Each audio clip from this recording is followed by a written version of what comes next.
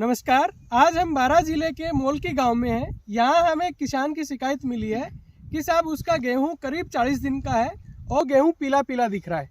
और जब हम इस खेत में आए हैं तो हमें वास्तव में गेहूं कुछ जगह पीला देखने को मिला है। और जब हमने इस गेहूं को उखाड़ के देखा है तो इसमें हमें रूट एफिड की, यानी जिसको जड़ माहू बोलते हैं, इसकी शिकायत हमें मिली है। देखिए, ये जो जड़ माहू की दिक्कत आती है ये कई वजह से आ सकती है, जिसमें मेनली ये होता है कि लगातार बादल बने रहते हैं, वातावरण में नमी रहती है, तब इसकी समस्या आती है। पर देखा ये भी गया है कि बहुत ज़्यादा मात्रा में यदि हम यूरिया देते हैं एक साथ में और यूरिया को 2-3 हिस्सों में तोड़ के नहीं देते हैं तो इससे जड़ माहू की समस्या और ज़्यादा आ जाती है। तो आइए जानते हैं किसान से कि इन्होंने क्या क्या प्रैक्टिसेस इस गेहूं की फसल में अपनाई है। सर, आपने बुआई कब की इस गेहूं की?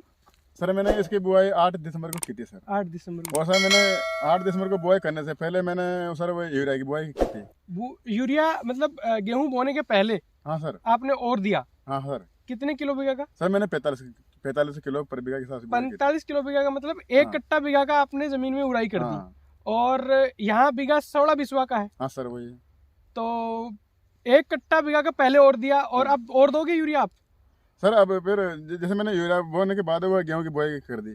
फिर मैंने सोचा मैं सर वो ना जो पर साल सर 50 से 55 किलो बीघा पर बीघा के हिसाब से यूरिया वो डालता था खेत में। तो मैंने सोचा मैंने वो 10 किलो पर बीघा के हिसाब से यूरिया वो कम है, तो मैंने कहा इसको बाद में वह डाल के पानी पिला देंगे। तो सर मजदूर आए ना वो डालने के लिए यूरिया फेंकने के लिए खेत में, तो सर उन्होंने फिर उनसे वो 4 कट्टे में ही पूरा खेत आया। तो उस हिसाब से ये 66 किलो पर बीघा। 66 किलो बीघा। यहाँ ये चीज देखने को आई है कि किसान ने बुआई के पहले खेत के अंदर 1 कट्टा बीघा का यानी 45 किलो बीघा की यूरिया जमीन में उड़ाई कर दी है और उसके बाद में करीब 15 किलो बीघा के आसपास यूरिया ऊपर से दे दी है करीब 25-30 दिन पे। तो ये 65 से 66 किलो प्रति बीघा यूरिया चली गई है। और ये इनसे बात करने पर यह भी पता चला है कि ये जो प्रैक्टिस है कि बुआई के साथ में 1 कट्टा बीघा का यूरिया ओढ़ने वाली समस्या, ये काफ़ी लोग ये चीज़ अपना रहे हैं। ये काफ़ी गलत प्रैक्टिस है, क्योंकि यूरिया की जो यूज एफिशिएंसी होती है पौधे की वो बहुत कम होती है। जो हम यूरिया देते हैं उसका 30 से 40% पौधा ले पाता है। और किसान ने जो 45 किलो बीघा की यूरिया है वो बुआई के टाइम ही दे दी, तो पौधा पूरी तरह से उस यूरिया को ले नहीं पाता है और बहुत ज़्यादा मात्रा में पौधे को नाइट्रोजन जब मिलता है, इससे क्या होता है कि कीड़े और बीमारियां आने के ज़्यादा चांसेस होते हैं। इस एरिया में इन जनरल गेहूं में कीड़े बीमारियां आती नहीं है, लेकिन पर्टिकुलर इस खेत में बहुत ज़्यादा मात्रा में यूरिया देने की वजह से पौधा बहुत सकुलेंट हो गया है।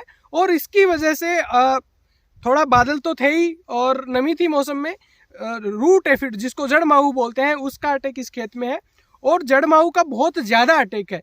यदि इस खेत में 2-5 दिन में यदि कोई सिस्टमेटिक इंसेक्टिसाइड का स्प्रे नहीं किया गया तो हो सकता है इसमें काफ़ी नुकसान हो जाए। ये जो गलत प्रैक्टिस किसान से बात करने पे पता चला है कि ये इसलिए हुआ है कि लोगों को ये लगता है कि बुआई के टाइम में यूरिया हम और दें और उसके बाद में हमें यूरिया नहीं डालना पड़े। क्यों ऐसा ही है? हाँ सर। कि यूरिया बाद में हमें नहीं डालना पड़े, लेबर खर्चा होगा, कौन डालेगा? खर्चा नहीं, वो बस वो कौन डालेगा? क्या बात है, डायरेक्ट पानी पिलाने का काम है। डायरेक्ट पानी पिलाने का काम है और फिर गेहूं काटने का काम है। बस। तो सिर्फ यूरिया देने के चक्कर में कि भाई 1 महीने पे और 2 महीने की फसल पे कौन यूरिया देगा, तो इसलिए एक बार बुआई के साथ ही यूरिया का पूरा डाल के और पंडा छुटाने के चक्कर में ये एक बड़ा लॉस यहाँ हो सकता है। तो मेरा बाकी किसान भाइयों से भी ये अनुरोध है कि यूरिया जो है वो कम से कम आप 3 हिस्सों में तोड़ के दें। एक हिस्सा आप बुआई के टाइम में, एक हिस्सा 30 दिन के आसपास और एक हिस्सा आप 60 दिन के आसपास। तब आप कम खर्चे में अच्छा उत्पादन ले सकते हो और ऐसे कम से कम ऐसे कीड़े और बीमारियों से आप बचे रह सकते हो। तो अभी हम इनको ये सजेस्ट कर रहे हैं कि आप सिंपल इमिडाक्लोरपिड 250 ml प्रति हेक्टेयर के हिसाब से इसमें स्प्रे करें। चूँकि जो ये जड़ माहू है ये एक सकिंग पेस्ट है, ये रस चूसता है जड़ से और इसकी वजह से पौधे बैठते हैं, पौधे चाल नहीं लेते हैं। तो हम इन्हें इमिडाक्लोरपिड 250 ml प्रति हेक्टेयर के हिसाब से रिकमेंड कर रहे हैं। यदि ये इस टाइम पर पानी लगाते और यूरिया देते और फिर रूट एफिड का अटैक होता तो हम इनको क्लोरोपाइरीफॉस या फिप्रोनिल यूरिया में मिलवा के भुरकाव करवाते और उसके बाद में पानी लगवाते। लेकिन चूंकि इस खेत में अभी पानी नहीं लगना है, इसमें काफ़ी नमी है, तो हम इनको इमिडाक्लोर पे 250 ml प्रति हेक्टेयर के हिसाब से स्प्रे के लिए रिकमेंड करते हैं।